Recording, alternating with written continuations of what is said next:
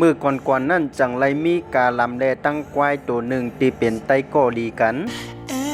สองขาในมีสังโกเตลัดเนกันแลอ่ำตอนมีลองส่งซิมมีหนังวันหนึ่งควายตีอันมีเขาแลนาดีหักนั่นกึ่งกังเฮ็ดให้เขาอันมันหักนั่นขึ้นเตียงใส่ตีลำตูเจ้าเก่าเปลี่ยนอันเจ็บแพงแลมันจังไรกว่าหาดีกาลำไตโกมันนั่นว่ากาล้ำเขาอันนาลีฮักในขึ้นเตียงใส่ตูเขาจ่องมือมีตังเกลียดมันแน่ในเสียกาล้ำนั่นก็จังขึ้นตอบกับปดว่าบ่มันเจ็บแห้งก็ตัดเขาออกแปดแล่ในเซวินกว่าอยู่เย้า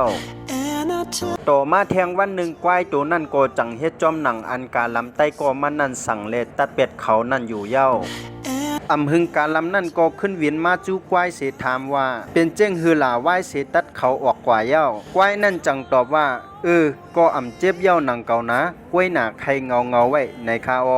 อาปุ่มโหในก็ใครสอนกวนเฮาว่าก้นก็อันเฮาหักนั่นสังเจอว่าเขาเฮ็ดให้เฮาไหลตื้อใจและเจ็บใจอยู่ตาเซเฮ็ดสังและอ่ำย่อมตัดเขาออกกว่าด้วยในจัดปานลามังเผาเฮานั่นตีอ่ำไหลเจ็บย้อนเขาแทงเย้าในคาออคันในก็เป็นอาปุ่มกะลำสอนควายในคาโนสังเจอว่ามีพรดีตับพี่น้องไตก็ขอในก็อย่าลืมเน็กไลน์เน็กแชร์เย้าก็ฝากติดตามปันดังของ YouTube ปุ่นตาเตเลหันอาปุ่มเมืองนั่นในคาโนตั้งของ YouTube เฮาคันนั้นมีตั้งข่าวมังนังที่เป็นภายใต้ในคาโนสังเจอว่าผู้ทรงด้วยวาสนาเขาก็ไหลตีสนใจในก็เขากัดติดตามไว้ได้ในข่าวไม่ทรงค่า